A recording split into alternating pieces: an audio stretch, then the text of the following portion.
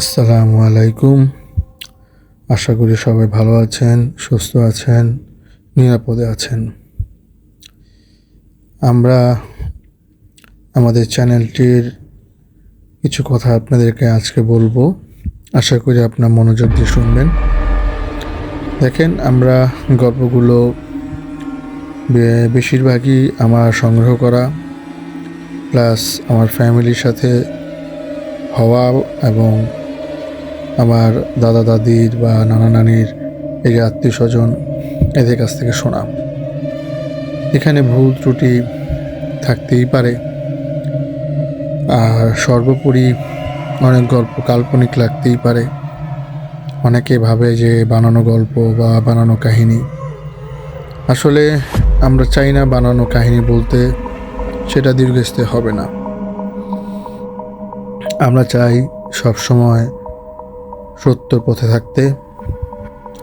হয়তো আপনাদের কাছে এটা কাল্পনিক লাগতেই পারে, কারণ কেউ কোনো সময় প্রমাণ দিতে পারেনি যে আমি জিন দেখছি। যে দেখে সেই একমাত্র বলতে পারে। যাই হোক, অনেক কথা বললাম। এখন আমাদের কাহিনীর সময়, কাহিনীতে চলে যাব। আরেকটি কথা, যেটা আমাদের চ্যানেলটি নতুন, অবশ্যই সবাই সাবস্ক্রাইব করবেন, লাইক দিবেন, শেয়ার দিবেন, বেল আইকনটি প্রেস করে রাখবেন যাতে আমাদের নতুন আপডেট আপনারা পান। আর সর্বোপরি আমাদের সহযোগিতা করবেন যাতে আমরা সামনের দিকে এগিয়ে যেতে পারি। যাই হোক, এখন কাহিনীতে চলে যাই। তো কাহিনীটা আমার সংগ্রহ করা এক বড় ভাইয়ের কাছ থেকে, যার সাথে ঘটনাটি ঘটে গেছে তার কাছ থেকে। তো এখন ঘটনাটা হলো, সে ঢাকায় চাকরি করে, তার নাম হলো সামাদ। তো সামাদ ভাই আপনার একটা ছোটোখাটো চাকরি করে, কোনো রকম সে চলে যায়। সে ঢাকার মেসে থাকে, সেটা না ঠিকানাটা নাই বললাম। তো আর সপ্তাহ হলে সে বাড়ি যায়, আবার আসে, যেহেতু তার বাড়ি বেশি দূরে না। তার বাড়ি আপনার হলো বিক্রমপুর। তো আসা যাওয়া বেশি টাইম লাগে না। তো সে যায়, সপ্তাহে গেলে আবার চলে আসে। তো একদিন হঠাৎ তার মা ফোন দিল যে কি অবস্থা, কেমন আছো। বললো যে হ্যাঁ ভালো। বললো যে তুমি সামনের সপ্তাহে বাড়ি এসো, আমরা তোমার জন্য মেয়ে ঠিক করছি। তো উনি বললো আচ্ছা ঠিক আছে। যাই হোক, অফিস শেষ হলো। অফিস শেষ হওয়ার পরে উনি হাঁটতে হাঁটতে এক মাংস দোকানের সামনে গেল। তো সেদিন তার মাংস খাওয়ার ইচ্ছে ছিল। তো সে দেখলো এক মুরব্বি বসা চাচা। তো তিনি চাচাকে সম্বোধন করে বলল, চাচা মাংস কত করে? তো চাচা বলল, মাংস 100 টাকা করে। এটা পরে শোনার পর তার একটু হলো যে 100 টাকা তো মাংস এখন নাই কোথাও। এটা তাও মোটামুটি আপনার ধরতে গেল প্রায় 7-8 বছর আগের কথা। তুমি চিন্তা করলো যে তাহলে এক কাজ করি, 5 কেজি নিয়ে নিই, যেহেতু কমে। তো বললো, চাচা তা ভালো দেখে আমাকে 5 কেজি দেন। ঠিক ওই মুভমেন্টে তার একটা ফোন আসলো অফিস থেকে। তো তিনি একটু সাইড হয়ে কথা বলতেছে মোবাইলে কথা শেষে উনি মাংসের দোকানের সামনে আসলেন। দেখলো যে একটা অল্প বয়সের ছেলে বসা, যেমন ধরেন যে 17-18 বছর হবে বা 20 বছর। তো উনি বললো যে এখানে যে এক চাচা বসেছিল উনি কোথায়? বললো, চাচা পেলেন কোথায় আপনি? আপনি তো আমার সাথে কথা বলে গেলেন, 5 কেজি মাংস কথা বলছিলেন না? বলে হ্যাঁ। বলে হ্যাঁ, আপনি তো আমার সাথে বলছেন 5 কেজি মাংস দিতে বলছেন, আমি তো সুন্দর করে 5 কেজি প্যাকেট করলাম। বলে না না না, আমি তো এক চাচার সাথে কথা বলছি। বলে না, এখানে তো কোনো চাচা না, আমি তো বসা, আর কেউ তো নাই দেখেন।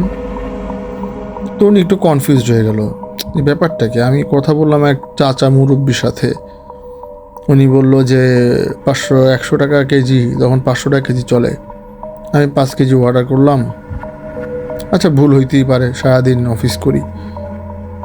তো সে ছেলেটাকে 100 টাকা হিসেবে 500 টাকা দিল।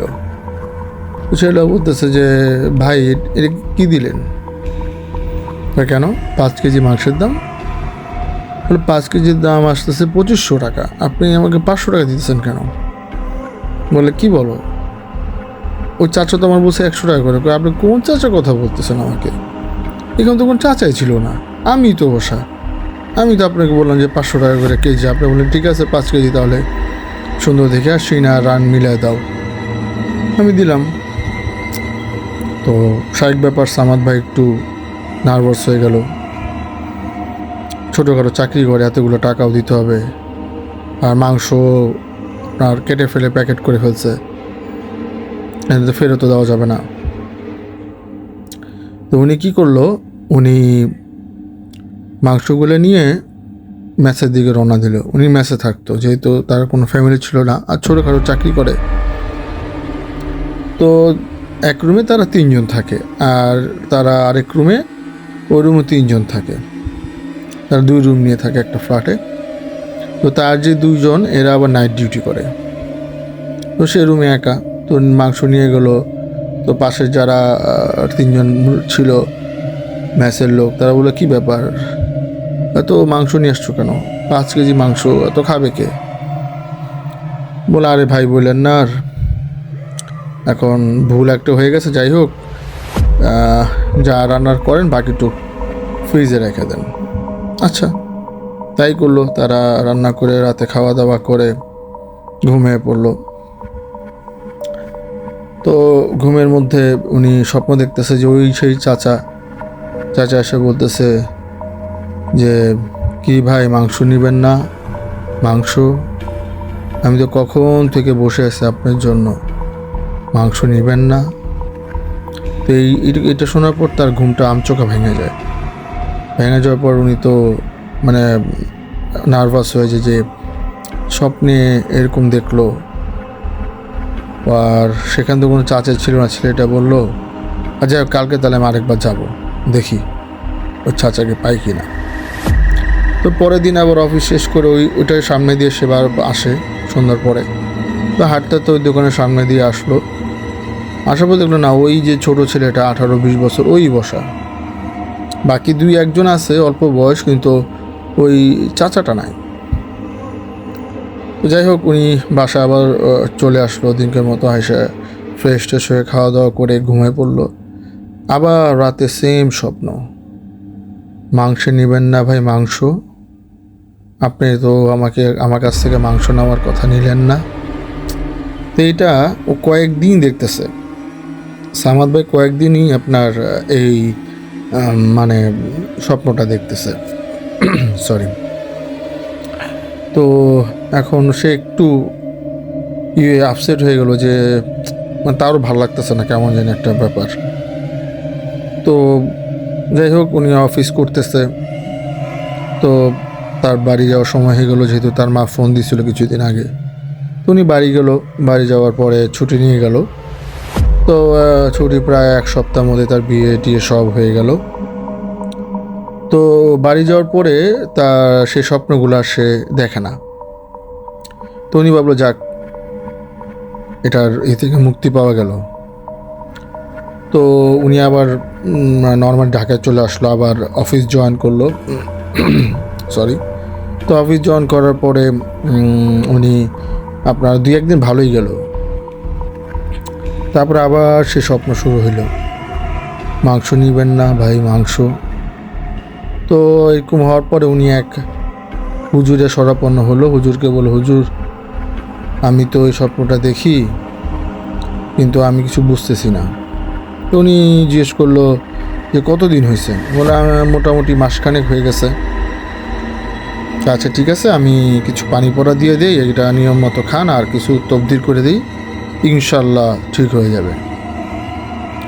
যাই হোক, উনি পানি পড়া খাইলো, আর মোটামুটি কতদিন স্বপ্ন তার বন্ধ। তো তো ওই যে বললাম যে বাড়ির কাছে হতে উনি সপ্তাহে সপ্তাহে বাড়ি যেত, তো উনি বাড়ি গেছে বৃহস্পতিবার রাতে। তো বৃহস্পতিবার রাতে যাওয়ার পরে ওনার মা ওনাকে বলতেছে যে সামাদ, তোমার বউকে তো ছাদে উঠতে মানা করি, তারপরেও সন্ধ্যা হলে এসেছে ছাদে উঠে। বলে ছাদে সন্ধ্যার পরে উঠে তাহলে তো প্রবলেম, সন্ধ্যার পর তো ছাদে উঠে ঠিক না। এটা গ্রাম অঞ্চলে দেখবেন এটা একটা এখনও আছে যে চুল খুলে বাইরে যাওয়া যাবে না সন্ধ্যার পর, হ্যাঁ, বা সন্ধ্যার পরে ছাদে ওঠা যাবে না, অনেক নিয়ম থাকে। তো এটা বলার পরে তার বোন, তার পাশেই সামাদ ভাই একটা বোন ছিল, সরি বলতে ভুলে গেছি, তার পাশেই ওই রুমেই পড়তেছিল। তো উনি তার বোন বলতেছে যে আম্মা, ভাইয়া আমি একটা কথা বলতে পারতেছি না, তো যাক আজ কিছু কথা ভাবি কথা উঠছে, তো আমি একটা কথা বলতে চাই। তো যে সামাদ ভাই বলো তুমি কি বলতে চাও। বলো সেদিন ছাদে ভাবি উঠছে সন্ধ্যার পর, তো আমি ভাবিকে ডাকতে গেছি যে সন্ধ্যার সময় হয়ে গেছে ছাদ থেকে নামার জন্য। তো ভাবির হাতে দেখি একটা ছুরি, সে আমাকে বলতেছে এই ছুরিটা নিয়ে বাসার সবাইকে মেরে ফেলো। এটা শুনে তো আমি অনেক অবাক হয়ে গেছি। আমি বলি ভাবি এটা আপনি কি বলতেছেন। বলে হ্যাঁ হ্যাঁ আমি সত্যি বলতেছি, ছুরিটা নিয়ে যাও, নিয়ে গিয়ে সবাইকে মেরে ফেলবা, এভাবে বলতেছে। পরে সে সাথে সাথে নিচে চলে আসছে, তার কিছুর পর তার ভাবিও চলে আসছে। তখন তার ভাবি নর্মাল, হাতে ছুরিও নেই, কিছুই নেই। তো এই হলো একদিনের ঘটনা। তো বলছে আরেক দিন আমি শুয়ে আছি, মানে সামাদের বোন বলতেছে আমি শুয়ে আছি, হঠাৎ চোখ মিলে দেখি যে আমার পাশে আমি ভাবি শোয়া একদম আমার মুখোমুখি, সে আমার দিকে তাকায় রয়েছে চোখ মেলে। ভাবি তো নর্মালি অন্য রুমে শয়, সেদিন সে কীভাবে আসলো আমার রুমে এত রাতে। পরে আমি তো ভয় পেয়ে গেছি, আমাকে ভাবি আপনি এখানে, বলতেছে আমার ঘুম আসতেছে না, এর জন্য তোমার এখানে আসছি। এটা বলার পরে উনি কী করছে, ওনার যেই মানে দেখা যায় ওনার হাতে একটা ছুরি, সেই ছুরি দিয়ে নিজের হাতেই একটা মানে পোজ দিছে। আর তো রক্ত, এটা দেখে সামাদ ভাইয়ের বন্ধু চিৎকার দেওয়ার পর বাসা সবাই চলে আসছে। আসার পরে সবাই অনেক তাড়াতাড়ি করে তাকে হসপিটাল নিয়ে গেছে। তো হসপিটাল নিয়ে গিয়ে আপনার চিকিৎসা করে পরের দিন নিয়ে আসছে। তো এটা সামাদ ভাইকে ওনার মা বলেনি, কারণ ঢাকায় চাকরি করে, অনেক টেনশন, এগুলো আবার টেনশন দিবে, এই জন্য বলেনি। পরে সামাদ ভাই বলছে যে মা তুমি তো আমার বলোনি। বলে এই জন্যে বলিনি, আচ্ছা এখন এটা তো আমার মনে হইতেছে এটা কবিরাজ দেখালে ভালো হয়, কারণ বৌমার অবস্থা ভালো না, মনে হয় কোনো বাতাস লাগছে, যেহেতু সন্ধ্যার পর ছাদে উঠে চুল খোলা থাকে। তো তারা কি করলো, তাদের পরিচিত এক কবিরাজ ছিল, তার কাছে গেল। তো কবিরাজ যাওয়ার পরে কবিরাজ তো দেখে বুঝে ফেলছে যে এটা তো একটা খারাপ জিন তাকে ধরছে। তো সে বলল যে আচ্ছা ঠিক আছে, জিনটাকে তো বশ করতে হবে, এটা তো অনেক দিন হয়ে গেছে ওর উপরে, এটা বিয়ের আগে থেকে। তো বলতেছে তাহলে এখন কি করা যায়। তো সমস্যা নাই, আমি এটা ঠিক করে দিব। এটা বলে উনি তার মতো রিচুয়াল শুরু করার পরে তো তার উপরে জিনটা হাজির হইল সামাদ ভাইয়ের বউর উপরে। তখন সামাদ ভাইয়ের মা, সামাদ ভাইয়ের বোন, তার বাবা সবাই বসা।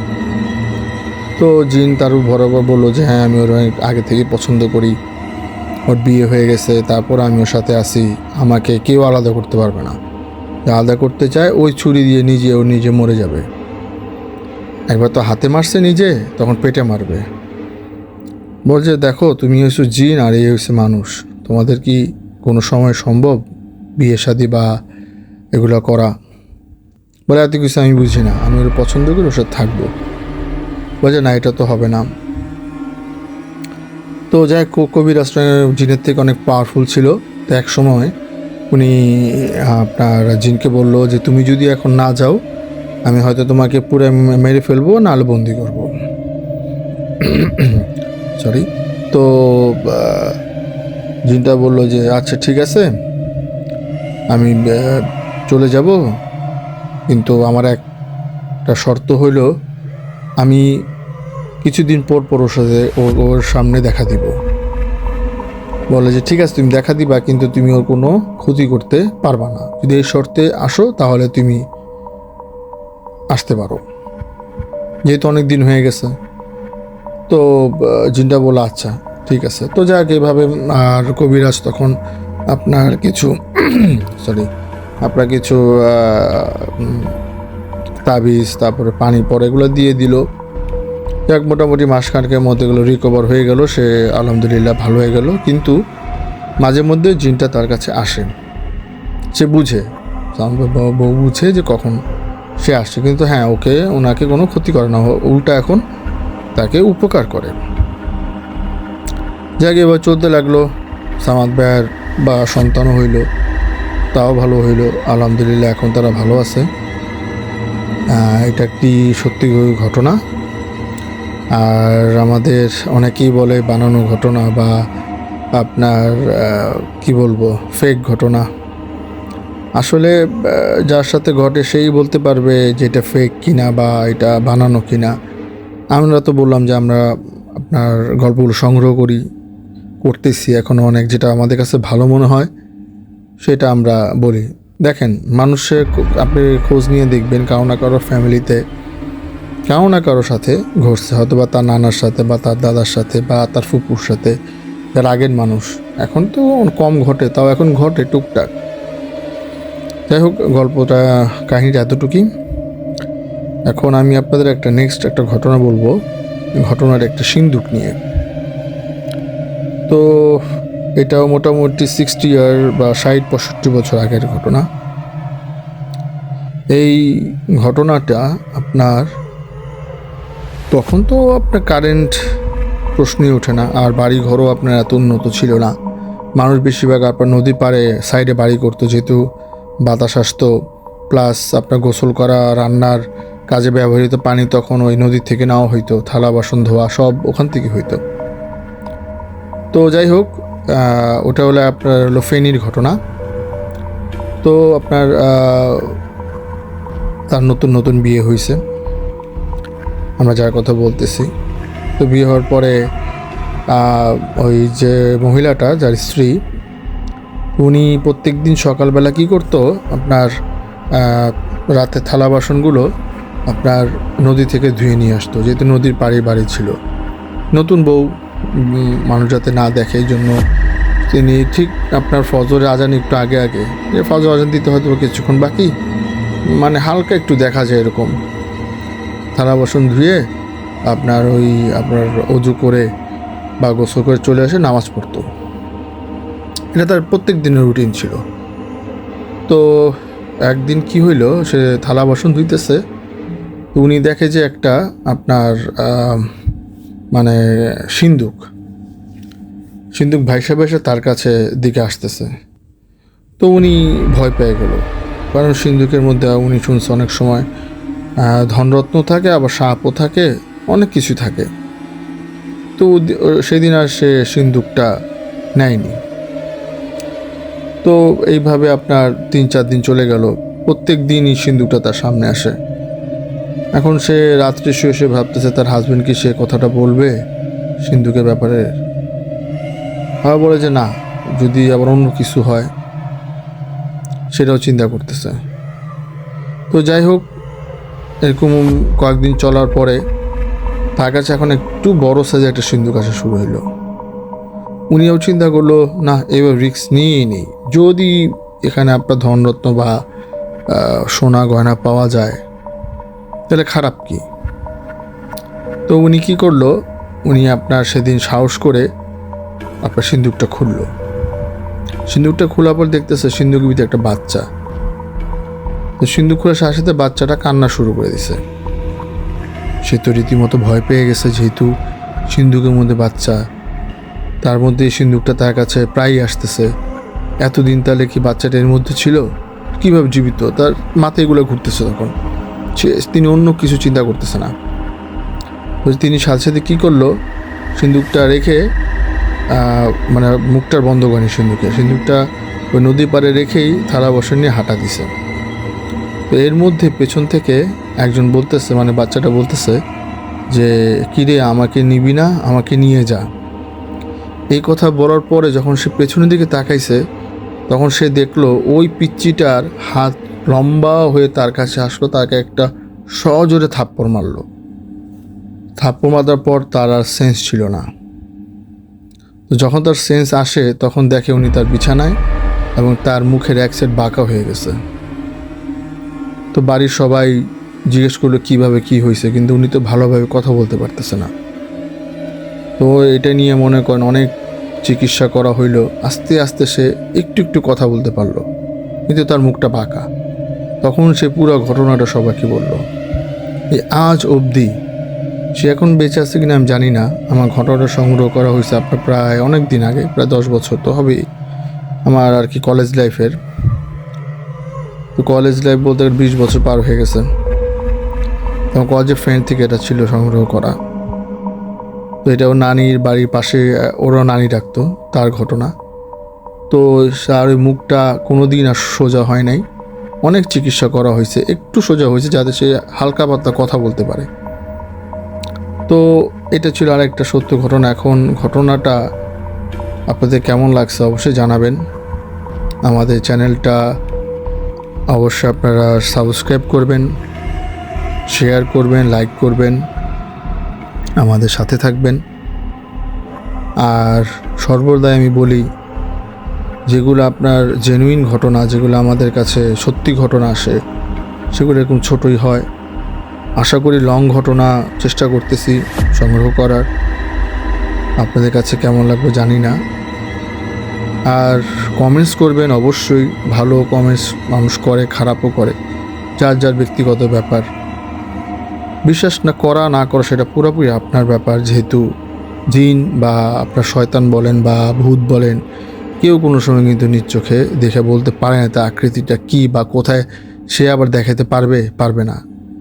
একমাত্র যদি জিনের ইচ্ছা হয় দেখা দেওয়ার, তাহলেই হবে। শুনতে কাল্পনিক লাগে সবারই, আসলে যার সাথে ঘটে যায় সেই বুঝে। যাই হোক, কথা বাড়াবো না। নেক্সট এপিসোডে ইনশাল্লাহ আরও সুন্দর ঘটনা পাবেন। আস্তে আস্তে আমরা ইমপ্রুভ করার চেষ্টা করতেছি আরও। যদি আপনার সাথে থাকেন, সেটি ইম্পসিবল কিছু না। সবাই ভালো থাকবেন, সুস্থ থাকবেন, নিরাপদে থাকবেন, আর আমাদের সাথে থাকবেন। আসসালামু আলাইকুম।